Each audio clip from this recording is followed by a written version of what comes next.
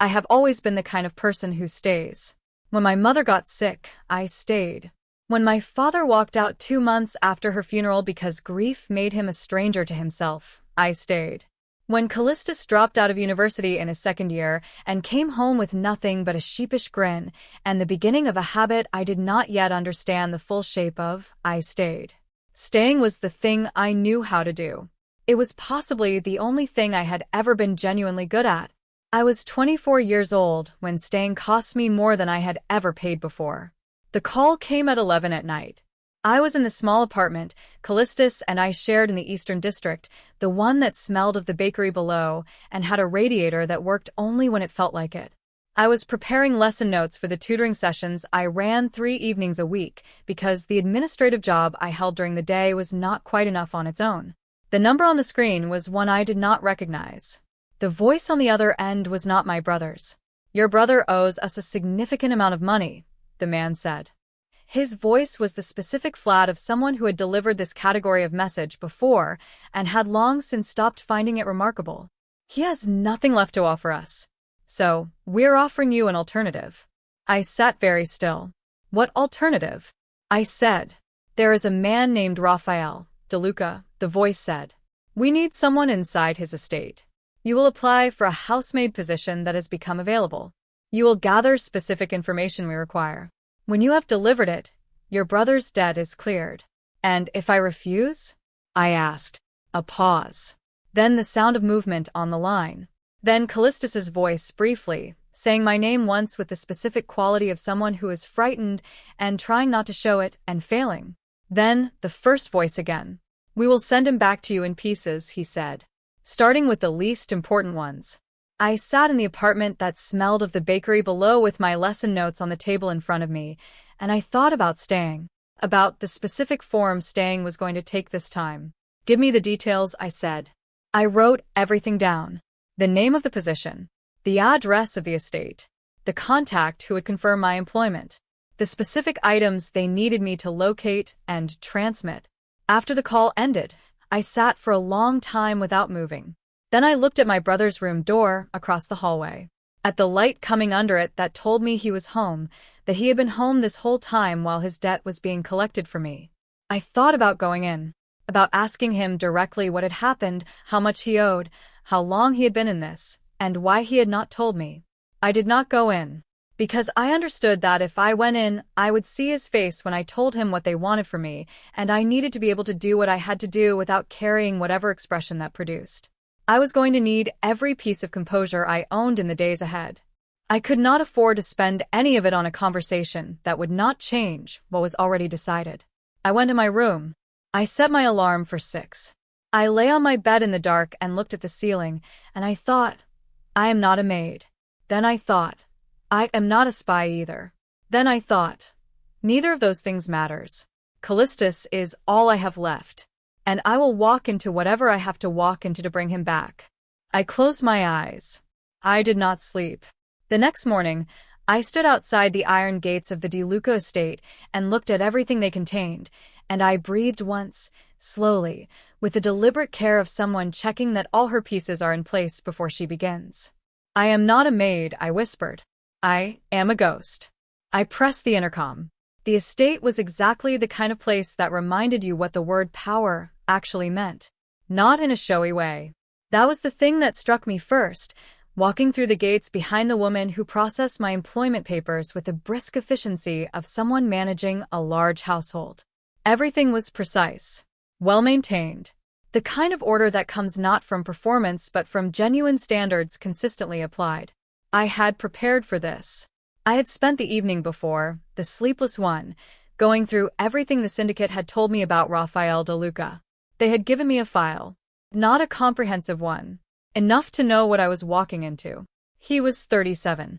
He had taken control of the De Luca organization at 28 after his father's death and had expanded it with a methodical efficiency that his enemies found considerably more frightening than his father's more obvious brutality.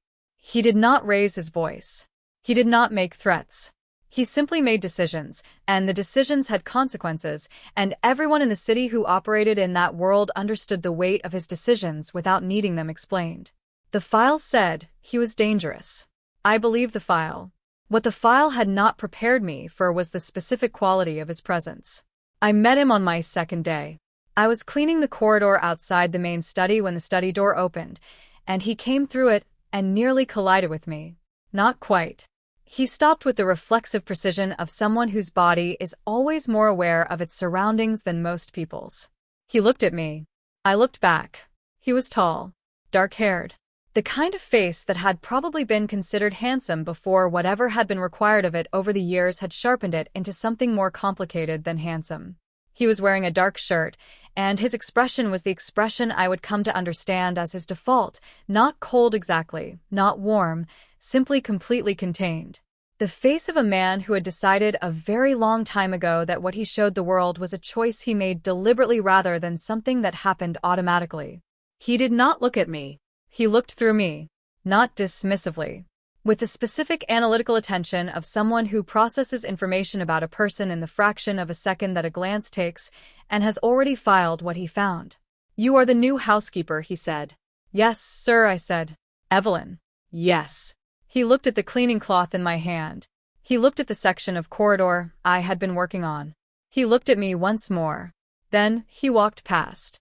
I breathed. That evening, I was given my assignment by the syndicate through the secure channel they had set up. A listening device. His private study. I was to plan it within the first week. I stood outside the study door on the third night at 11 when the house was quiet with the device in my palm, and I thought about Callistus, and I thought about what I was about to do, and I opened the door. The room was empty. I moved to the far shelf. The syndicate had specified this location precisely, which told me they had either been inside before or had someone else who had. I placed the device. I was replacing a book when I heard the water shut off. A bathroom attached to the study. A detail I had not known about. I moved to the door. Too late. Rafael came through the bathroom door, still drying his hands with a towel, dressed, and stopped when he saw me near the bookshelf. The silence lasted 4 seconds. "The dust on that shelf," he said, his voice completely even, "was intentional. I placed it there 2 days ago." He looked at me. "Why did you move it?" I met his gaze. "I was cleaning the shelf, sir," I said. I did not realize the dust was intentional. He looked at the shelf. Then at me. "I see," he said. He walked to his desk, sat down, and opened a document without another word. I left the room. In the corridor, I pressed my back against the wall, and I breathed, and I thought about what his face had looked like when he said the word intentional. He had not been surprised to find me there. I did not know yet what that meant. I was beginning to understand that everything in this house meant something. I became good at being invisible. This was not new. I had been invisible in various ways for most of my adult life. Invisible in the administrative job where I processed paperwork, where other people's names went on. Invisible in the apartment where Callistus filled the space with his energy and his problems, and I filled the remaining space with the management of both. Invisible in the grocery store, and the bus, and the evening tutoring sessions where I taught other people's children and went home to a brother who had stopped asking about my day somewhere around the time I stopped expecting him to. Invisibility in the De Luca estate was a different kind. Because the estate had cameras in places I expected and in places I did not, and it had a security team that rotated with the specific precision of people who had been drilled rather than simply instructed, and it had Rafael. Rafael noticed things. I understood this within the first week. Not because he said anything. Because of the specific way he did not say anything. He would look at a part of the room I had recently been in, and his eyes would do something that most people's eyes did not do. Register, catalog, compare against what had been there before.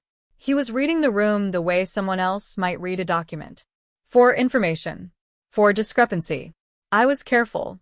I became more careful than I had ever been about anything. The low-level data I passed to the syndicate was real, but inconsequential. Shipment times for cargo that would arrive without incident. Names of contacts who were already known to multiple parties. I was buying time. I needed to understand the estate better before I gave them anything significant, and I needed to understand Rafael better before I understood what significant meant in this context.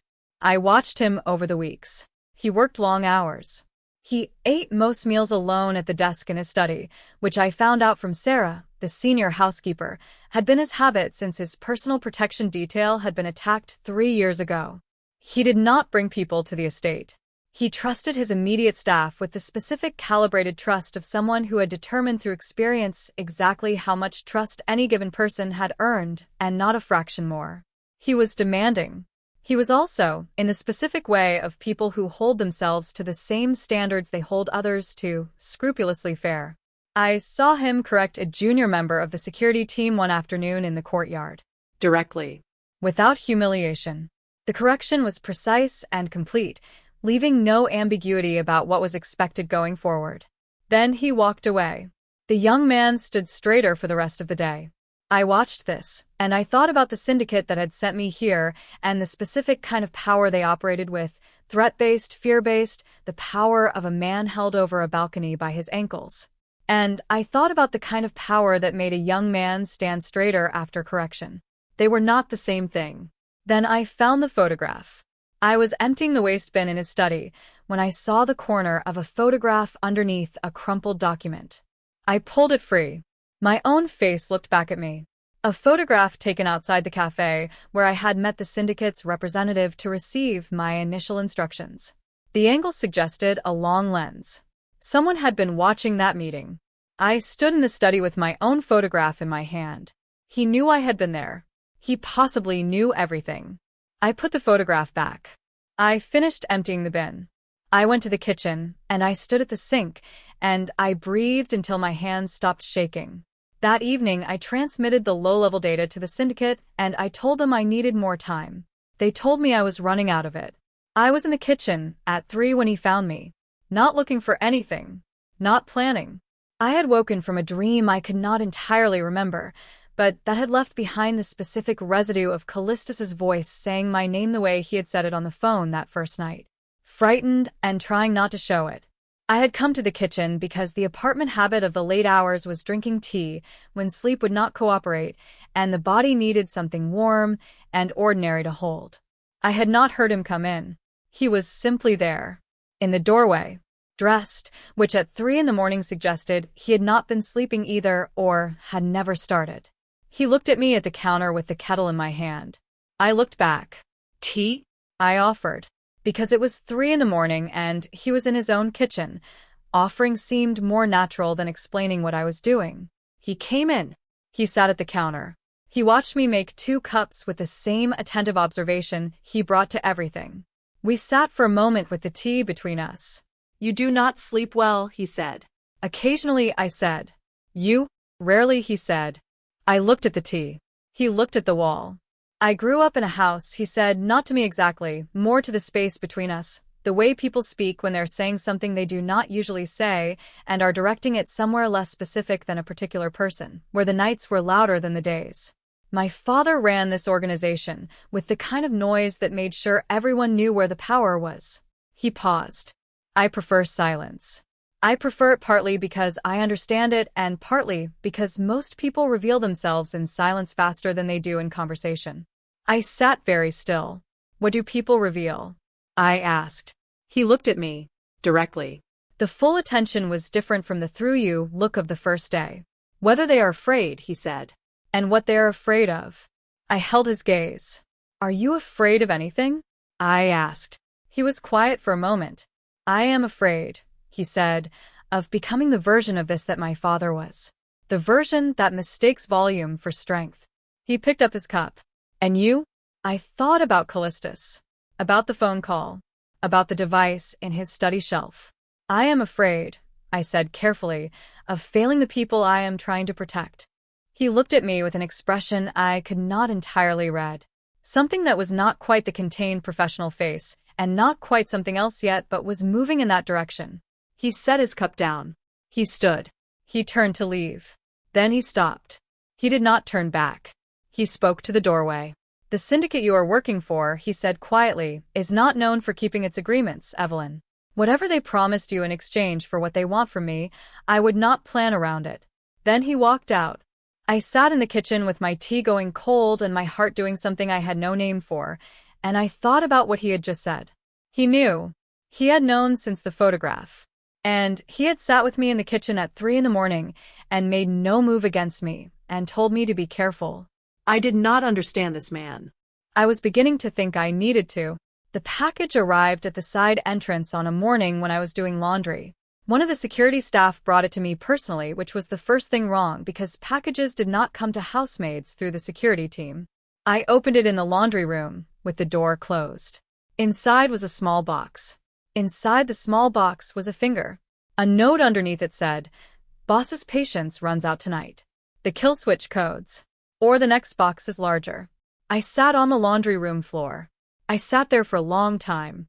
I thought about Callistus, about the way he grinned when he was trying to be charming, about the morning he had called me from somewhere I could not identify, sounding more frightened than I had ever heard him, and I had stayed on the phone with him for 2 hours just talking about ordinary things until the frightened quality in his voice reduced to something manageable. About 24 years of staying. I thought about the kill switch codes. I knew what they were. The syndicate had explained them. Access codes to De Luca's emergency protocols. With those codes, his systems could be shut down from the outside during an attack, leaving him and his operation completely exposed. I thought about what Rafael had said in the kitchen. Whatever they promised you in exchange for what they want from me, I would not plan around it. I thought about the photograph in the waste bin. I thought about a man who sat in his kitchen at 3 in the morning and spoke about his father and silence and fear. I stood up. I went to find the codes. The study was where I had to go. The secondary terminal. The syndicate had given me the location with the specific precision of people who had done their research. The codes sat in a protected file accessible from that terminal, and the device they had given me would extract them in under 90 seconds. I went in at 11 that night. The study was dark except for the screen glow of the terminal. I sat down. I plugged in the device. I watched the progress bar begin. 40 seconds. 60. The lights went red. Not the room lights. A strip of indicator lighting along the ceiling edge that I had never seen activate before, shifting from ambient white to a deep warning red that changed the entire quality of the room. I turned around. Rafael was standing in the doorway. He was fully dressed. Not as though he had been woken. As though he had never intended to sleep. He looked at me. At the device in the terminal. At the progress bar. He walked in. He sat in the chair across from the desk. He looked at me with those dark eyes that were not angry, which was somehow more frightening than anger. "I leaked that data myself," he said. "The shipment times. The contact names. All of it. I wanted to see who the syndicate would send." He paused. "They sent you." I looked at the device. "Stop the extraction," he said. "It does not matter now. I redesigned the system 3 days ago. What is on that drive is worthless." I pulled the device free. I held it in my hand. "Choose now," he said. His voice was completely even. "Your brother's life. Or the man who has actually kept you safe for the past month." I looked at him. The red lights pulsed. "How do I know my brother is alive?" I said. "You do not," he said. "But I do." I looked at him. "Tell me," I said. He showed me the surveillance footage first. Not to hurt me. Because he had determined that I needed the truth presented in a form that could not be reinterpreted, and that words alone would allow me the specific mercy of doubt that would ultimately be worse for me than clarity. The footage was from a camera in the café where I had met the syndicate's representative 3 weeks before I applied for this position. I watched myself arrive. I watched myself sit across from the man who had given me my instructions. I watched my own face receiving the information about Callistus being held. Then the camera angle from the exterior showed the street outside. Callistus was standing across the road, watching, not waiting to rescue me, not unaware of what was happening inside, standing with the specific stance of someone who had arranged to be in a particular place at a particular time for a particular purpose. He checked his phone once. He looked at the cafe entrance. He put his phone away. He left before I came out. I watched the footage twice. I sat in the chair across from Rafael's desk with the screen in front of me, and I processed what I was looking at with the methodical patience of someone who does not want to understand what they are seeing, but cannot maintain the not understanding in the face of evidence this clear. "He sold you," Rafael said. Not cruelly. With the specific directness of a man who believed in clarity over comfort. Your brother owed the syndicate a significant amount from his gambling. He could not pay. They offered him a different currency. Your access to this estate. He paused. He agreed. I looked at the screen. I thought about 24 years of my life. The finger, I said. A prop, he said. Designed to accelerate your decision-making. I thought about the box in the laundry room. About sitting on the floor. About 2 hours on the phone talking about ordinary things until the frightened quality in his voice reduced. His voice had not been frightened. His voice had been performing frightened. I had heard the difference between performing frightened and actually frightened for 24 years, and I had not heard it because I had not been listening for it, because I had never once considered that Callistus would do this to me. He is my only family, I said. I know, Rafael said. He is the only person left. I know that too. I looked at my hands in my lap. I had gone into this estate to protect my brother. My brother had put me here. The specific devastation of this moved through me in the way that only the betrayal of someone you have never once doubted can move through you. Not like being hit. Like discovering that the ground you have been standing on was not ground at all. I did not cry. I had been weeping on the inside for so long that the outside had learned to stay still through almost anything. I sat in the red-lit study with my hands in my lap, and I breathed. What do you want from me? I asked. He looked at me. Nothing you have not already offered, he said. Honesty. The information they gave you about this estate. The contact chain. He paused. And whatever you can tell me about their operation structure. I looked at him. And Callistus? He was quiet for a moment. That decision, he said carefully, belongs to you. The red lights shifted back to white. Outside the study window, I heard the specific sound of the estate's security system moving into an elevated state. Footsteps. Radios. The coordinated response to something that had just changed. Rafael's phone buzzed. He looked at it. The syndicate just activated, he said. They assumed the extraction worked. He stood. We need to move. I had read about Rafael De Luca. I had been given a file. I had formed a picture from the file, and from the month of watching him in his own house, and from the kitchen conversation, and from the red-lit study. None of it had prepared me for watching him operate under direct threat. He moved through his own estate with the contained efficiency of someone for whom this specific situation was not a surprise, but a calculation that had already been made and was now simply being executed. He spoke to his security team in a voice that did not rise to compensate for urgency, but instead lowered, each word carrying the weight of absolute clarity. No question about what was required. No room for misinterpretation. I stayed beside him because he told me to, and because the alternative was being somewhere in the estate without him, and the estate was currently being moved through by people who had been told the extraction had worked and were now arriving to collect the prize. We reached the lower corridor. 3 of them came from the east entrance. What happened in the next 40 seconds I will not describe in clinical detail, because clinical detail is not what I remember. What I remember is movement, the specific economy of it. The way Rafael dealt with each situation with the minimum force required and no more, which was somehow more frightening than excess would have been, because excess implies emotion, and this implied something colder.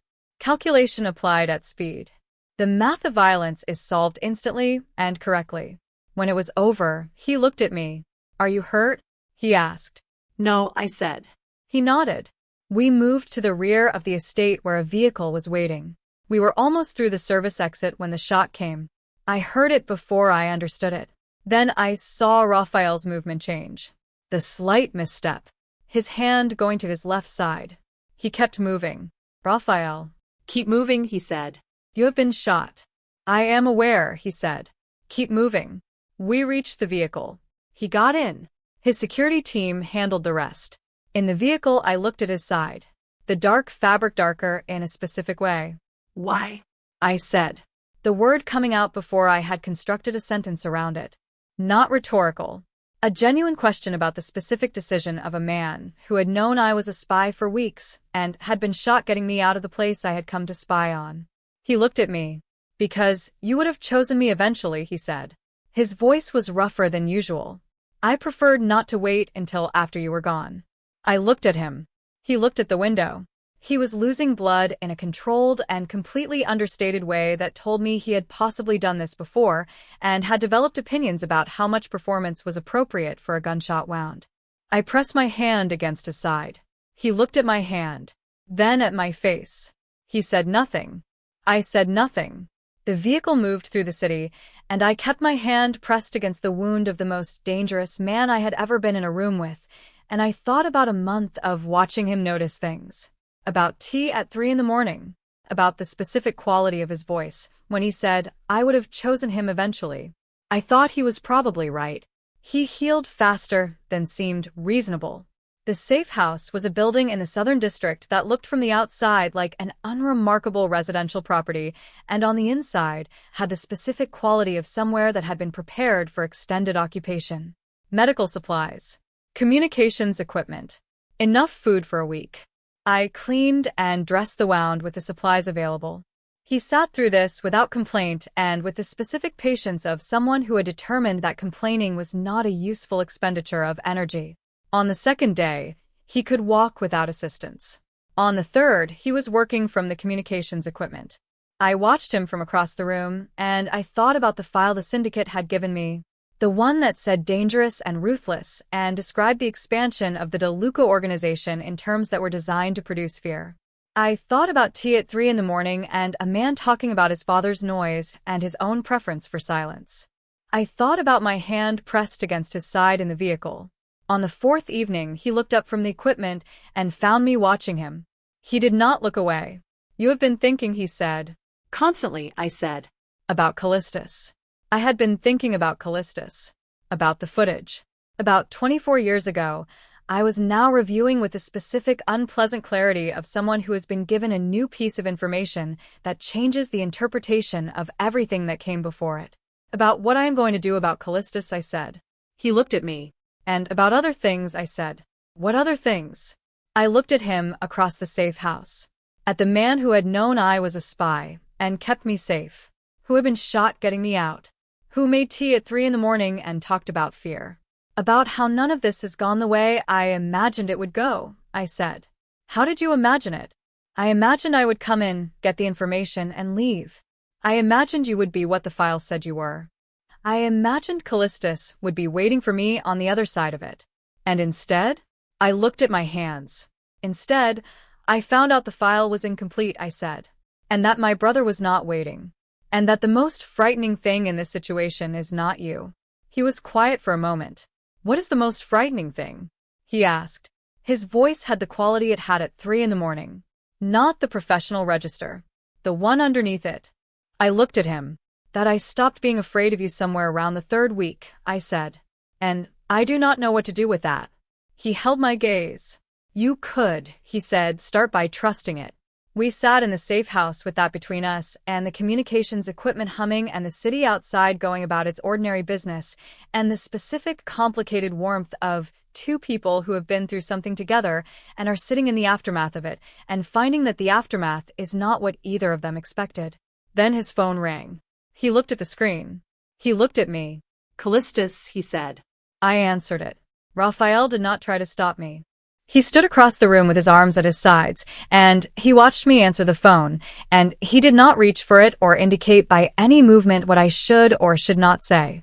He trusted me to handle it. That trust, in that moment, meant more than I had the words for. Evie, Callistus said. His voice carried the warmth he used when he needed something from me. The specific warmth I had been responding to for 24 years without examining what it was made of. Callistus, I said. I have been so worried. Where are you? Are you safe? I looked at Rafael across the room. I am safe, I said. I know, Callistus. A pause. Know what? I know what you did, I said. I have seen the footage. I know you were at the café. I know the arrangement you made. The line was quiet for a long time. When he spoke again, the warmth was gone. Not replaced by something I expected, guilt or shame, or the specific complicated grief of someone who knows they have done something irreversible to someone they love. Replaced by something I recognized now that I was finally paying attention to what I had not been paying attention to for years. Calculation. You cannot prove anything, he said.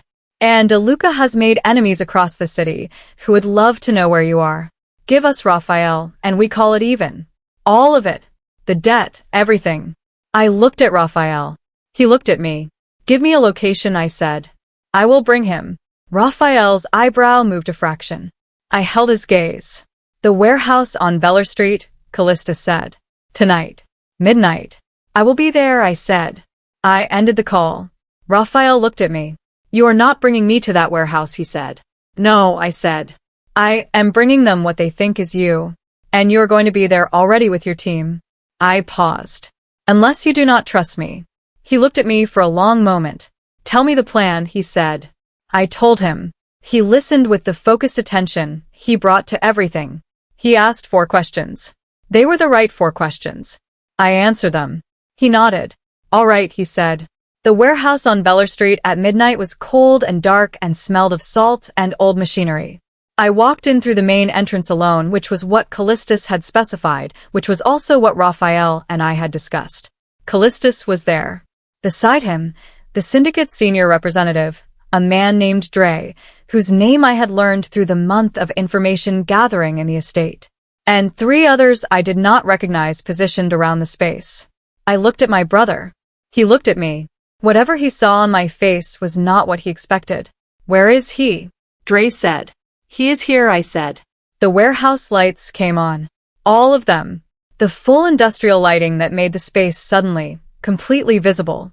Rafael's team was already inside. Had been inside. Positioned around the perimeter in the time between my call and this moment. Dre moved. He did not get far. The operation was specific and fast, and over before Callistus had finished processing what was happening around him. When the room was resolved, he was the only one standing beside me who had not been collected. He looked at me. I looked at him. Evie, he said. Do not, I said. Not with anger. I did not feel anger.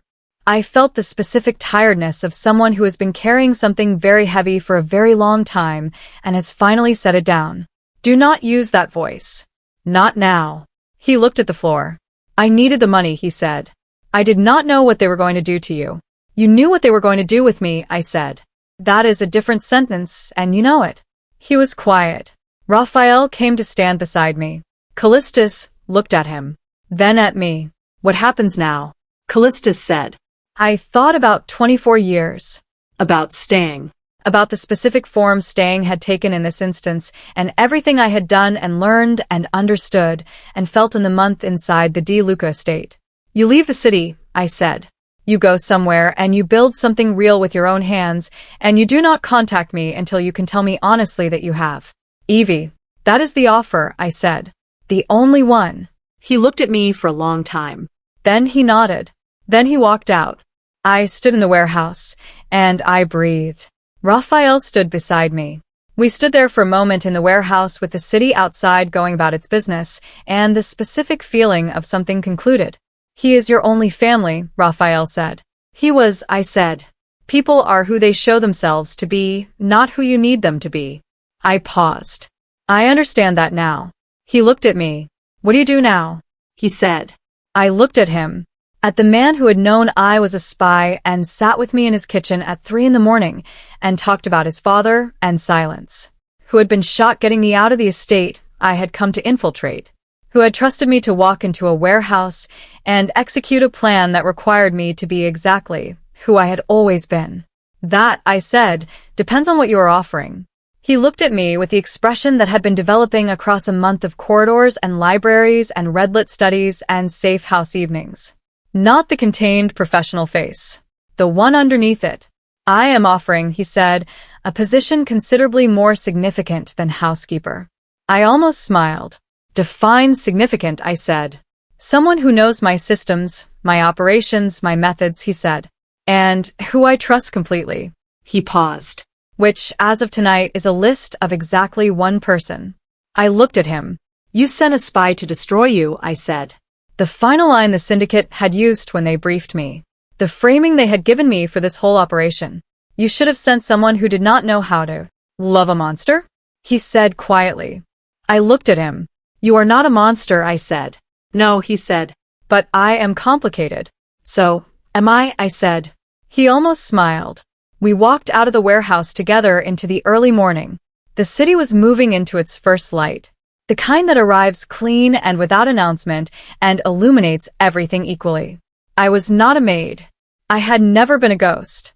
I was Evelyn, who had walked into the most dangerous house in the city to save a brother who had sold her, and had found instead a man who was worth saving and who, it turned out, had been quietly saving her the whole time. Some things you walk into expecting one story and find another entirely. I was beginning to think the other story was considerably better. To everyone who has ever stayed for someone who was counting on your staying without valuing it. To everyone who has discovered that the person they went looking for something for had already arranged the situation they were trying to prevent. Loyalty is not the same as blindness. Staying is not the same as belonging. And sometimes the most dangerous place you walk into is the one that finally shows you who you actually are. If this story reached you, please like, share, and leave a comment below. Tell us which moment stayed with you longest. Take care of yourselves. We will see you in the next story.